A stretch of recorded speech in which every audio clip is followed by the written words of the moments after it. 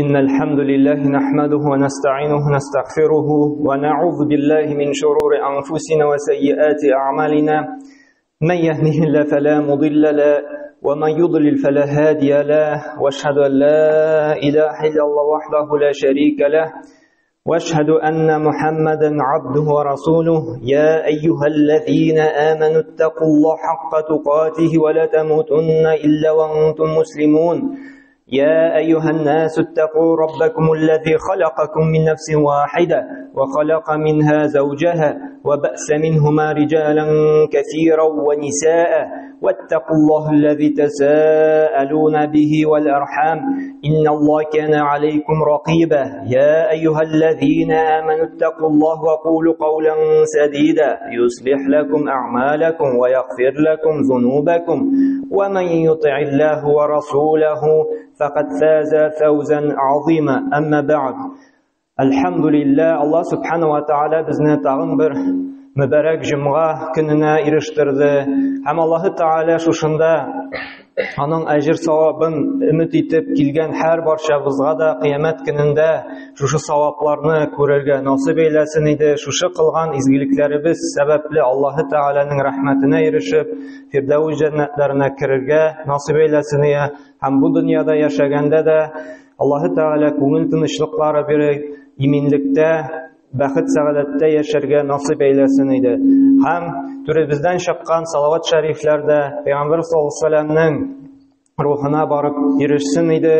Һәм менә бүген дә бигрәк тә җомга көнендә күбрәк Пәйгамбер саллаллаһу алейһи ва сәлламга салаватлар әйтик. Чөнки бигрәк тә шушы мүбарәк көнне аңа салаватлар әйтү тагын да аның савабын арттыра, тагын да ул безнең Пәйгамбер саллаллаһу алейһи ва сәлламның шушы сөннәте булып тора, ул үзе чакырды шушы җомга көнендә үзенә күбрәк салаватлар әйтергә. Һәм менә шулай ук Пәйгамбер саллаллаһу алейһи ва сәлламның бер хәдисен сөйләп китәсем килә. Ул бүгенге көндә бик тә актуаль, бик тә мөһим. Һәм шушы менә хадис белән амәл кылсак, Аллаһ Субханаһу ва Тааля безгә бу дөньяның да бәхет сәгадәтен һәм ахиратта җәннәттә вәгъдә итә. Бу хадис безне Ибн Маҗах җыентыгында килә торган сахих хадисләрнең берсе. Әнәс ибн Малик әйтә, Пәйгамбер саллаллаһу алейһи ва сәллям әйтте ди: "Инна минан-наси мафатиха лил-хайр ва магалиqu лиш-шар." Дөреслекдә ди кешеләр арасында ди хәерлелеккә, ягъни изгелек кылуга, яхшы эшләргә юл ачучылар барды һәм начарлыктан ди, гынаһлык әмәлләрдән шушы юлны ябып куючылар барды кешеләр арасында. Һәм нәрсә ди? "Ва инна минан-нас мафатиху лиш-шар ва магалиqu лил-хайр." Һәм шулай аларның кешеләрнең арасында барды киресенчә ди. Начар гынаһлы юлларга юл ачучылар барды һәм хәерлелекнең юлларын ябып куючылар барды. Кешеләр арасында кеше шушыннан аңлашыла ике төркемгә бүленә икән. Берсе һәр вакытта да кешене яхшылыкка өндәп изгелек юлын күрсәтеп торучылар.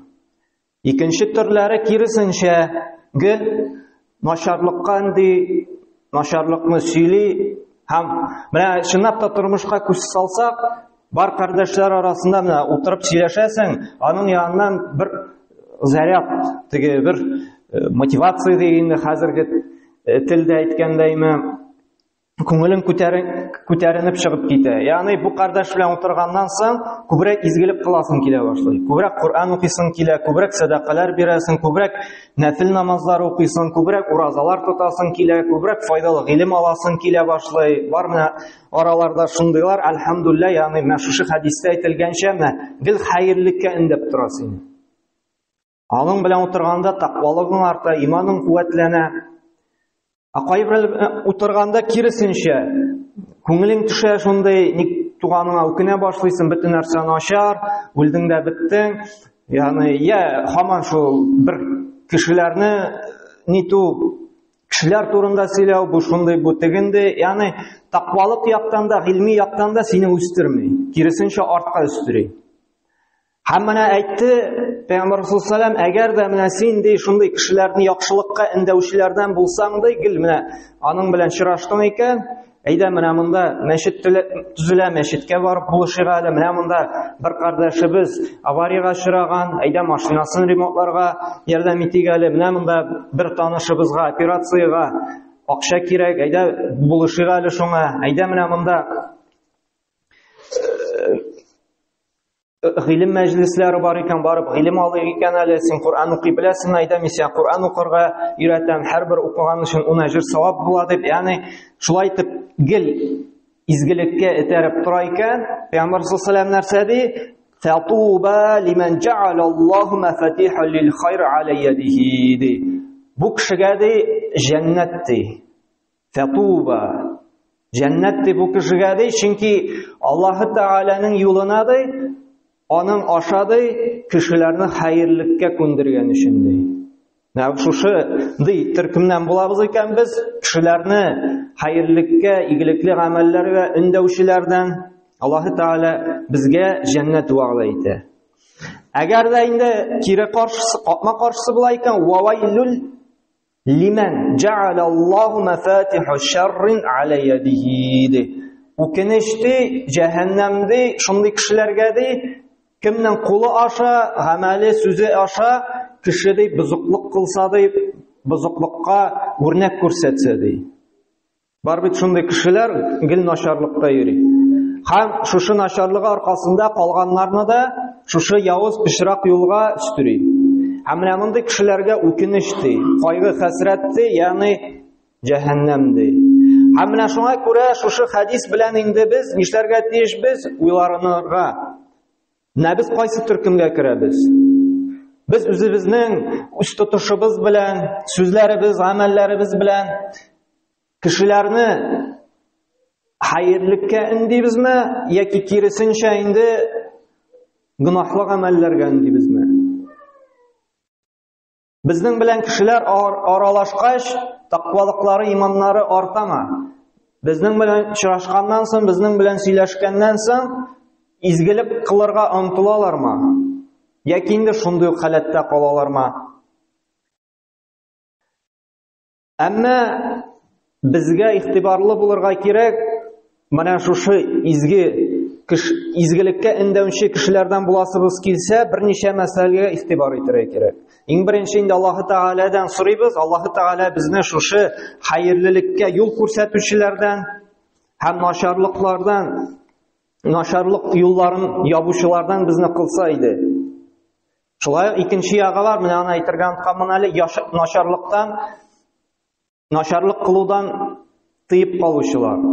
Изгелеккән дә булса, икенче ягы да бар әле хәдиснең. Әгәр дә тирә-ягыбызда була икән, дусларыбыз, танышларыбыз берәннән гынаһ кылырга җиңел караучылар. Без аларны шулай ук тырышырга тиеш, сүз белән, гамәл белән туктатырга да. Чөнки яхшылыкка өндәү һәм начарлыктан тыю, әмр вәл мәгъруф ва нәһи анил мункар, ул динебезнең инде асылы да булып тора. Bir яктан син изгелеккән дәсәң, икенче яктан кеше күрәсең икән, намазына салкын карый, мәчеткә йөрми, садака бирергә саранлана, яки анда зинага тартыла икән, яки хәмергә сузыла икән, без аны шулай ук туктатырга тиешбез, күркәм вагаз белән, насихат белән, Аллаһ Тәгаләнең газабы белән куркытып, һәм киресенчә кызыктырып, Аллаһ Тәгаләнең бәрәкәте, иминлеге белән әгәр дә бу гынаһны калдырсам. Һәм әйткән инде шушы изгелеккә өндәүчеләрдән буласыбыз килсә, берничә мәсьәләгә игътибар итәргә кирәк. Аның иң беренчесе ихласлык. Чөнки менә күп вакытта кайбер кеше кыла, изгелеккә чакыра, игелекле, хәерле гамәлләр юлын ача, әмма аның нияте кешеләр арасында үзен мактату. Аның ишетәсе кешеләрдән мактау сүзен. Кара нинди машалла, шундый яхшы кардәш, менә аның белән утыргач гел изгелеккә инде, гел хәерлеккә юл ача, гел ниндидер яхшы эшләр эшләргә инде. Менә шундый мактау сүзләрен ишетәсе килә, үзенә карата. Ул өмет итми Аллаһ Тәгаләдән савапта, ул өмет итми шушы хәдис белән гамәл кылып җәннәткә керүендә, ул өмет итә бары тик кешедән мактау сүзен генә ишетү. Менә үзебездә дә бар ул әгәр дә үзебезгә анализ ясасак, менә безнең күбебездә ихласлык белән зур проблемалар. Ул безнең сүздә дә, гамәлдә дә чагылыш таба. Чынлап та күп кенә Аллаһы Тәгаләнең әҗр-савап өмет итәсе урынга без өмет итәбез кешедән мактау сүзен, хуплау сүзен. Менә бу безнең инде зур бәләбез, бик зур авыртуыбыз, кызганыч. Бу инде иманның заифлыгын күрсәтә. Аллаһы Тәгаләгә ышану якиныбыз бик заиф булу сәбәпле без менә кешедән өмет итәбез. Хуплау, мактау сүзләрен. Менә кешене хәерлеккә индәгәндә дә бездә бары тик бер максат булырга тиеш. Аллаһтан өмет итү, кешедән түгел. Мактау көтү, бер галим әйткән ич, әгәр дә син бер изгелек кылып кешедән мактау сүзен көтәсең икән ди, димәк син ихлас булмагансың ди. Шуңа күрә менә анализ ясыйк, кешене хәерле, игелекле гамәлләргә индәгәндә без нәрсә өмет итәбез? Чөнки динебезнең нигезе ул ихласлык. Ва ма Бәйнә сүрәсенең 5-нче аятында әйтә бит: "Ва ма умиру илля лиябудуллаха мухлисин". Сезгә ди әмер ителде ди, ихластан гына Аллаһка гыйбадат кылырга, динендә ишкерсез булырга. Диннең нигезе ихласлык. Бүген көндә кызганыч, менә бу ихласлык китә бара бездән җайлап кына.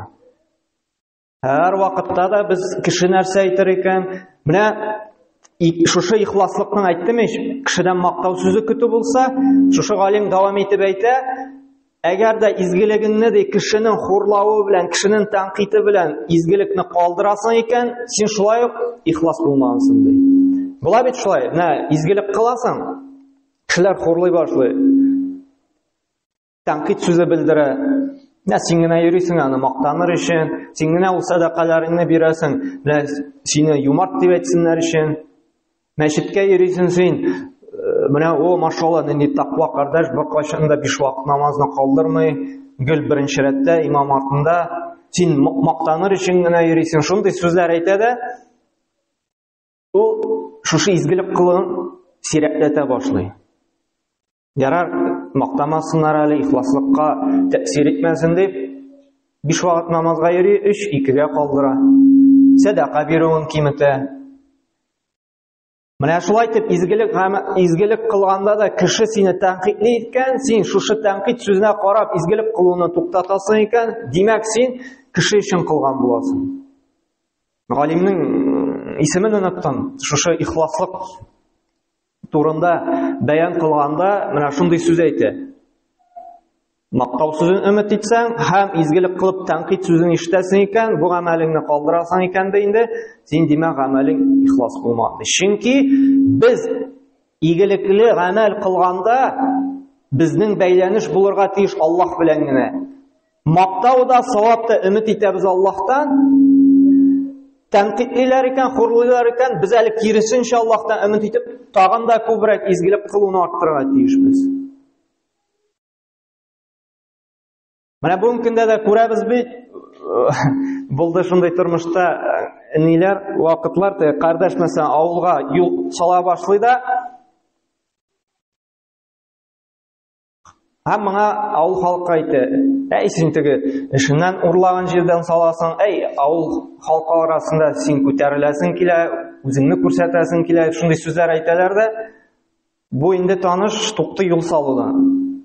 Ну теге иске асфальтны бит кырдыралар бит, шуны җыя башлый һәм туктый.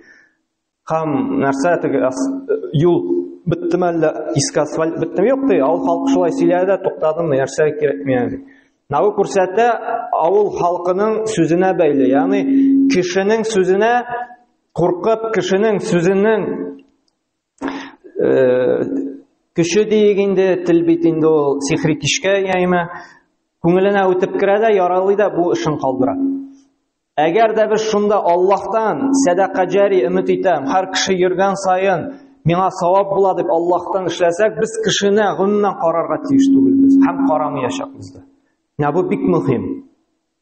Һәм икенчесе, Аллаһы Тәгаләнән сорарга кирәк: "И Раббым, бер Аллаһ, шушы хәерлеккә юл күрсәтүчеләрдән безне кылсаң иде" дип. Çünki менә А'раф сүрәсенең 89-нчы аятында да Аллаһ Тәгалә әйтә: "Раббана фтах бәйнана ва бәйна каумина бил хакки ва анта хайрул фатихин". Раббым бер Аллаһ ди, безнең арада һәм кавым арасында да ди, шушы хаклыкны ачсаң иде, күрсәтсәң иде ди, халкыбызга ди. Ва анта хамсин ди хайрул фатихин ди, син иң хайрлы ачучылардан ди. Аллаһ менә бу сүрә, бу аят А'раф сүрәсенең шушы 89-нчы аятында Аллаһтан бер исеме бар, Фатих. Ягъни ачучы, Фаттах. Ягъни Аллаһ Тәгалә ача ризык ишекләрен. Аллаһ Тәгалә ача рәхмәт ишекләрен. Авырлык вакытында Аллаһ Тәгалә җиңеллек ишекләрен ачучы. Һәм шуңа да безгә сорарга кирәк, бүгенге көндә Фаттах, Раббым, менә шушы авыр вакытларда да җиңеллек ишекләрен ачсаң иде дип. Аллаһ Тәгаләнең шушы Фаттах исеме белән безгә сорарга кирәк, үзебезгә дә хәерле юлдан алып баручылардан, хәерле юл ишекләрен ачучылардан безне кылсаң иде дип. Һәм начарлык юл ишекләрен безне ябучылардан кылсаң иде дип. Һәм менә Аллаһ Тәгалә безне шундый төркемнән булдырасыбыз килсә, өченче төп мәсьәлә Аллаһ Тәгаләгә кайту. Аллаһның иң бийек әмерләрен, иң бийек фарызларын үтәү. Ул да булса намаз. Чөнки намаз фәинна салатан ханил фахша вал мункар. Дөреслекдә намаз ди нәрсә ди? Аллаһ Тәгалә начарлыктан, бузыклыктан тыя ди. Менә укыган намазыбыз безне бузыклыктан, начарлыктан тыймый икән, димәк безнең намазыбызда русча әйтсәк проблема бар. Ниндидер җитешсезлек. Я ихласлык җитеп бетмәй, я хушуклык юк. Чөнки укыган намазыбыз тыярга тиеш безне гайбәттән дә, кешене рәнҗетүдән дә, харамнан да, һәм башка гынахлардан да. Әгәр дә намазыбыз шушы бузык гамәлләрдән тыймый икән, димәк безнең намазыбызда ниндидер кимчелек бар. Димәк намазыбызны я ихластан укымыйбыз,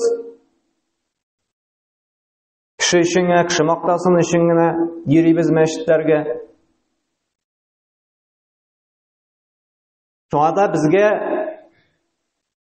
хисап кылырга кирәк. Намазыбызны нинди дәрәҗәдә, намазыбыз чынлап торып безне бузыклыктан кыламы, туктатамы? Бүгенге көндә дә кеше намаз укый, әмма рибадан тыелмый, кеше намаз укый, гайбәттән тыелмый, кеше намаз укый, зинадан тыелмый, кеше намаз укый, кешенең намусын бузудан тыелмый. Димәк, намаз моны гынахлы эштән туктатмый. Кыямәт көндә Алла сакласын, без инде муфлис, банкротлардан булырга мөмкинбез. Шундый изгелек кылып та, әгәр дә ул изгелектән без шушы уңышны, җимешне ала алмасак. Һәм дүртенчесе, менә шушы хәерлеккә эндәүчеләрдән буласыбыз килсә, үзебезнең кырыйда шундый дуслар, иптәшләр булдырырга кирәк, ул дуслар бездән дә яхшырак булсын. Аның сөйләшүендә һәр вакытта да менә хәерлелек. Сүзеннән барлык тик хәерле, Аллаһка шөкер сүзләре, зикр итү сүзләре, игелекле гамәл ничек эшләп була, менә шуларны гына сөйләү. Чөнки дус, менә бу аралаша торган безнең тирә-як, ул безнең иманыбызга да, динебезгә дә бик каты тәэсир итә. Без аны вагыз башында әйткән идек, кайбер кеше белән утырганда, син менә чынлап торып, иманың куәтләнеп чыгып китә, синең игелекле, хәерле гамәлләр кыласың килә дип. Кайбер белән утырганнан соң күңелең төшеп шөнкелеккә бирелеп, шунда авырлык белән чыгасың. Шуңа да менә дусларыбыз үзебездән дә хәерлерәк, бездән дә тақвалырак, бездән дә гыйлемлерәк, бездән дә изгелеккә омтылучылар булса, ул безнең шушы хадис белән амәл кылырга юлны җиңеләйтәчәк. Чөнки Пәйгамбәр саллаллаһу алейһи ва сәлләм дә әйтте: Абу Дауд җыентында килә торган хадистә әл-мар'у аля дини халилихи. Кеше ди дустының динендә ди. Фәльянзур ахадукум ман юхалил ди. Һәм үзенең дустына карасын кем белән ул аралаша ди. Безнең татарларда да мәкаль бар бит, кемнең арбасына утырдың, шуның җырын җырларсың диләр. Шулай бит?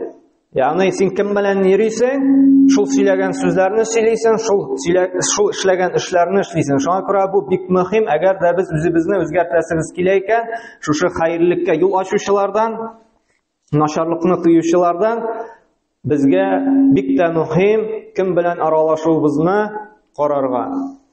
Һәм инде 5-нчесе насихат, ягъни киңәш.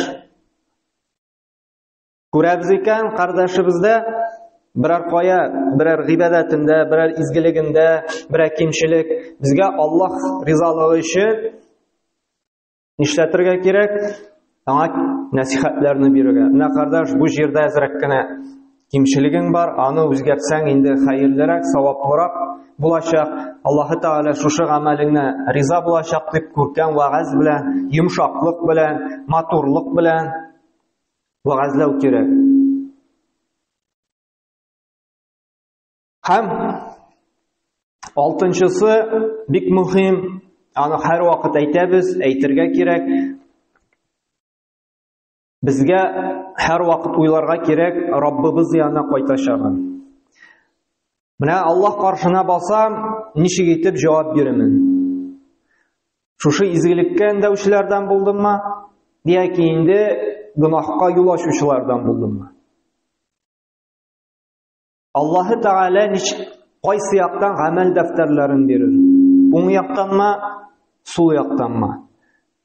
Гамәлләребезне үлчәүгә куйгач, изгелек белән авыр булырмы? Яки инде изгелекләребез җиңел булып, гынахлы гамәлләребез авыррак булып,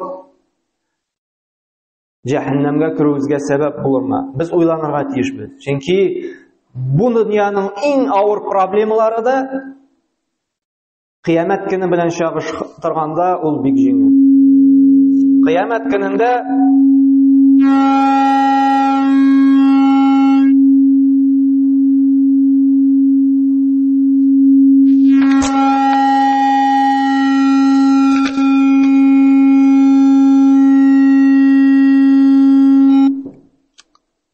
Кыямәт көнендә нинди зур таулар да мамыкка әйләнер. Кыямәт көнендә әле туган балаларының да чәче агарыр.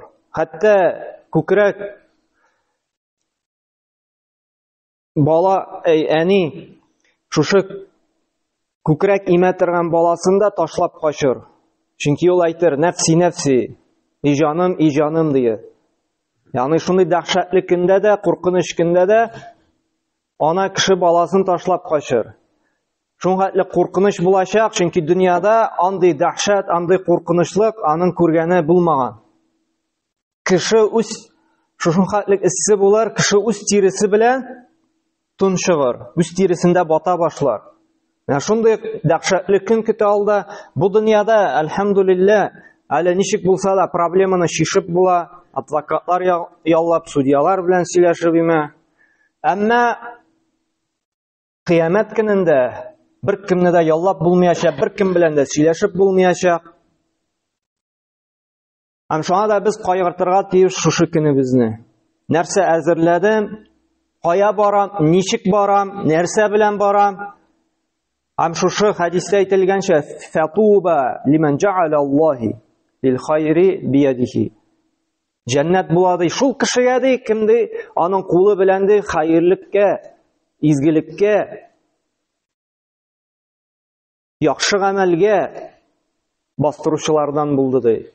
Әгәр дә без җәннәтне, Аллаһның рәхмәтенә ирешәсебез килә икән, безгә шундый кешеләрдән булырга кирәк, кемнәр инде изгелеккә юл ача. Һәм Аллаһ Субханаһу ва тааля барчабызга да тәүфик хидаят бирсен, безне хәерлеккә эндәүчеләрдән, начар гамәлләрдән тыючылардан кылсын иде. Һәм инде шушы хадис белән ваазланып, аны тормышка ашырып, Аллаһның хәер рәхмәтенә ирешеп, фирдәүс җәннәтләренә керергә насыйп әйләсен. Субханакалла бихамдик ва шадайдан ва астагфирука ва атубу илейк.